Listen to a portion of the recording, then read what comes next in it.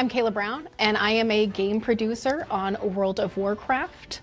I work alongside many of our amazing developers and help shepherd a lot of our features and content from their very early concept stages all the way through to launch when they go live to players. The team and I are really excited to be showcasing Dastardly Duos. We really wanted to aim as a team to focus on creating an experience that was fresh, fast-paced, and a bit zany, wany, and wacky, that our players can really just jump right in and experience that nostalgic factor when battling against some of our classic, old fan favorite bosses. It is a 6-week event, and it is hosted by no other than our good old pal Vinny Sweets. Players will be able to enter into the Dastardly Dome, where they will be able to face off against many of our legendary foes of old in the attempt to kind of get the best high score they possibly can. Players can queue up all on their own. They can kind of lone wolf it if they wish to, or they can queue in with other champions. That could be their friends, guildies, strangers,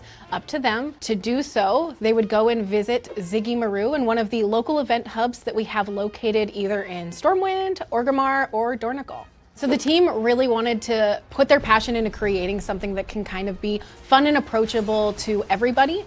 We also find a lot of value in creating a space that even just our most casual players can kind of just dive in there and really have a good instant fun moment, while also trying to make sure that we kind of put in there some layers of challenge. We kind of did this with Dastardly by using a lot of those wacky, crazy, zany elements and mechanics. And this way it makes folks have to be a little bit more creative when it comes to how they're going to get their next best high score. People want to keep an eye out because Vinny will be dishing out brand new quests every single week for the duration of the event. And of course, upon completion of these quests, players will be rewarded with really new and exciting loot. Some of that being the Tyrannotort mount, as well as the spicy meanball pet, and of course, the illustrious winner's podium, where players will actually be able to utilize it to show off and compare their best high scores with other players.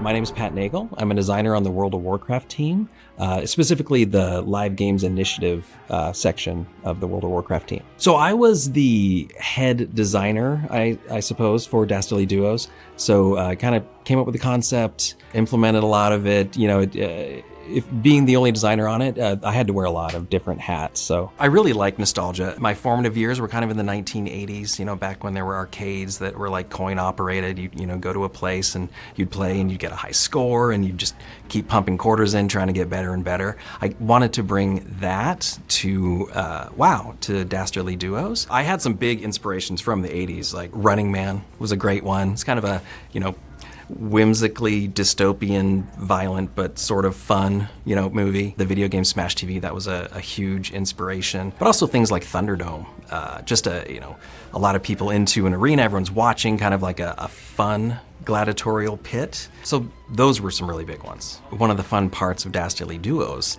is that you're fighting multiple bosses at the same time. We're kind of throwing them all into the mix. That was why it was important to choose things like, you know, very distinct silhouettes, to choose mechanics that you could distinguish between the bosses. And even if a certain boss, you know, doesn't have a complicated mechanic, the fact that you're fighting 2 or 3 or 4 bosses at the same time is where that depth comes. Yes! Victory for our champions! When we first started building Dastardly Duos, it was group-only content.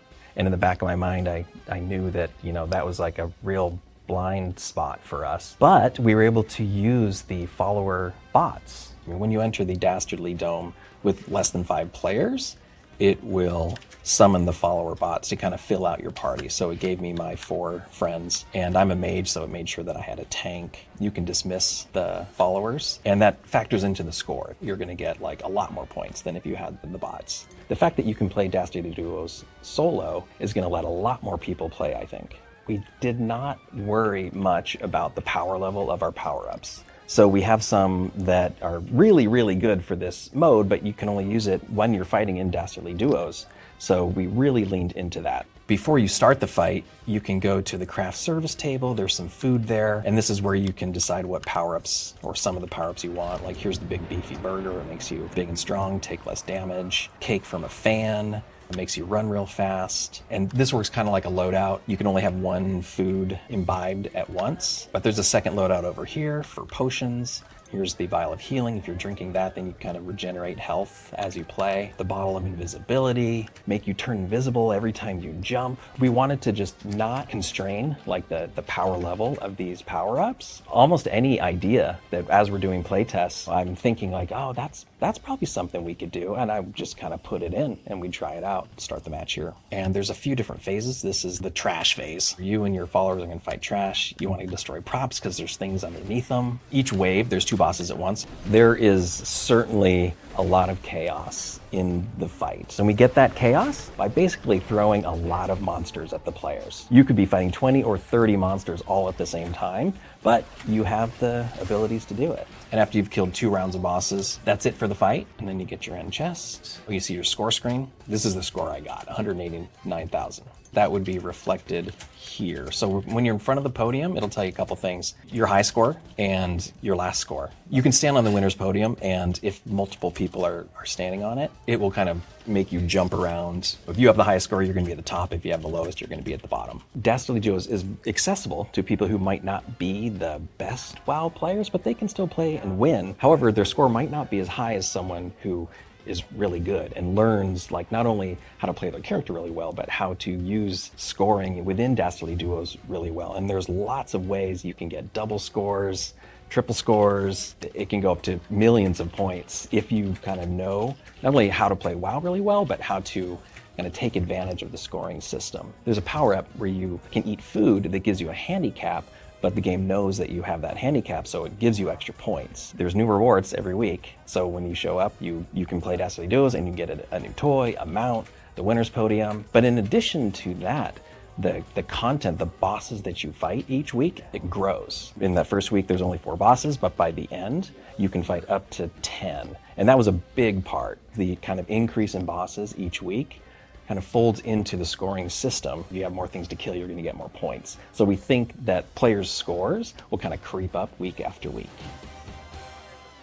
My name is Ciji. I work for the WoW QA team. I'm on the live game team, and I test a lot of the new experimental features, among them Dastardly Duos. So we kind of look at the feature as a whole and break down all the different aspects of it and make sure that all the different parts of it are tested from all of the different groups that we have in QA. One way we kind of approach it is like looking at it from what aspects are new to the game and how do we want to test those, and what aspects already exist, and kind of pull those aspects in for previous testing, as well as developing new test plans about how we want to test a feature that's completely new. One of the foods that we have is the shrimp, and when you eat the shrimp, you kind of shrink down, you do less damage and you take more damage. We would call it shrimping, and so everybody would go in and they'd eat the shrimp and they'd be like these smaller characters and go and try to fight and just see how that would react. I'm gonna have the challenging shrimpy fish. It's gonna shrink me down.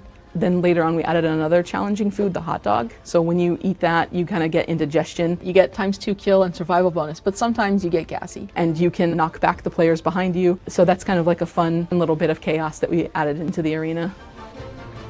Also, one of the things that we have was the Bullhorn of Calling, and that allows you to summon in an extra boss. So if you want to go for a higher score, you can use this Bullhorn and just pop in another boss at any time. And one of the things our QA UX folks did is they just kept using Bullhorns, right? And so they just keep summoning in bosses. At a certain point, there is a point where you've killed every boss that can possibly summon, so then a wave of adds will come in, and then you get more points from those. And it gets pretty chaotic if you keep using those Bullhorns. So one of the things that we did do was we added a cap so that those can only cap out after you've summoned every single boss, and then a couple waves of ads. We did kind of try to look at like, what's this behavior like? What's a player going to do to try to get this higher score? And it's like, okay, well, you know, we want you to be able to have this chaotic fight, but you don't want it to go on forever and just get like, you know, accumulate score forever and be in the dome. But it still makes for a pretty fun experience when you're sitting there and you don't know if your teammate's going to summon one too, right? You both summon a new boss at the same time. Everything gets pretty hectic. Taming the chaos, but also embracing the chaos.